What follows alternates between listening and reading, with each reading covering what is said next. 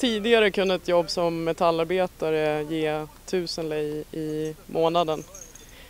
Nu efter krisen så kan det betala 800 lei och flera av de här killarna här som vi ser i bakgrunden, de har blivit erbjudna jobb för 800 lei men som de inte vill ha för de tycker att det är för dåligt betalt. Så de har åkt och bott i tältlägret i Högdalen istället och tiggt. De här killarna har tiggt vid T-centralen och Gamla stan. De har ett litet hus här borta och sen håller de på och bygger ett större hus. De har dator, internet, kabel-tv, de har hästar, grisar, lite mark. Men det här är deras sätt att förbättra sin ekonomi. Att istället för att tjäna 800 lei här i Rumänien så åker man till Stockholm och kan då få ihop mer pengar. You've been working with poor and vulnerable and homeless people for 22 years. Why do so many now go to Sweden to beg?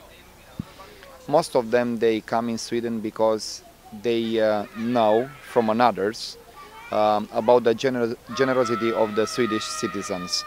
But people who are begging and living from Romania, it's not something new. There are some years. And why do you think we give money to beggars in Sweden? I think it's not a good decision to give money to the beggars in Sweden because, first of all, this is not the help what they need. Actually, if you'll give money to them, you'll keep them in the street because they will not leave. But what alternatives do they have?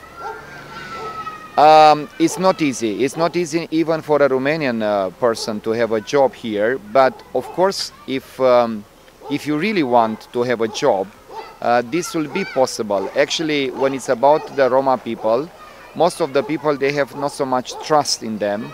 That is because in many situations they prove they cannot act like a Romanian citizen. They are not going to the job, they don't keep a job. But this is not a general situation. I mean, situation like this is everywhere. From our experience, if you treat them in the correct way and you teach them and instruct them and you explain how to do the work and you fight for them to find a job, they work. When the parents go to Sweden or other countries to beg, what happened with the kids? God knows.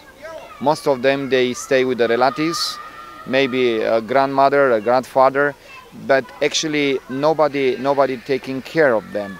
And one of the dramatical situation about the Roma people who are living to beg in Sweden or in other country in Europe, it is the children are not attending the school. The children, they stay and they, just live around the houses without education, and that it's very bad because it will affect the future of these children. And are all the poor and homeless people in Romania Roma? Not at all. Actually, from our experience, we work with the poor family, we work with the vulnerable people, and 60% of them, yes, they are belong to the Roma, in according with our statistic, but also 40% they are not Roma, they are Romanian. And are all the Roma people in Romania poor? No. There are some Roma people who have a very good situation. Actually, they are living in groups and they are living in community. And there are some Roma people who have good, very good situation. They are rich, even rich. But it's depending in what area you are and to what community you belong. And the Swedish people that want to help the beggars in the street, what can they do? What is the best thing to do if you want to help? From my experience, the best is to try to solve the problem here in Romania. That means to have an open dialogue with the NGO who is doing a good work and try to invest here to prevent the people to live in Sweden.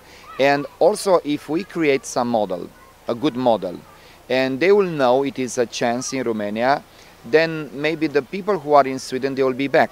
Actually, they don't know when they leave what will be in Sweden, but they know from relatives, some friends, oh come because in Sweden it's good. I spoke with some beggars. I was in Sweden and spent one day to the street to speak with them, and most of them, they are sick, they are actually disappointed, and they want to come back.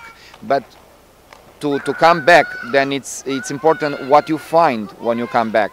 So the best is to cooperate with some NGO, to cooperate on the Romanian authority, and it's the best to try to solve the problem here in the country, in Romania.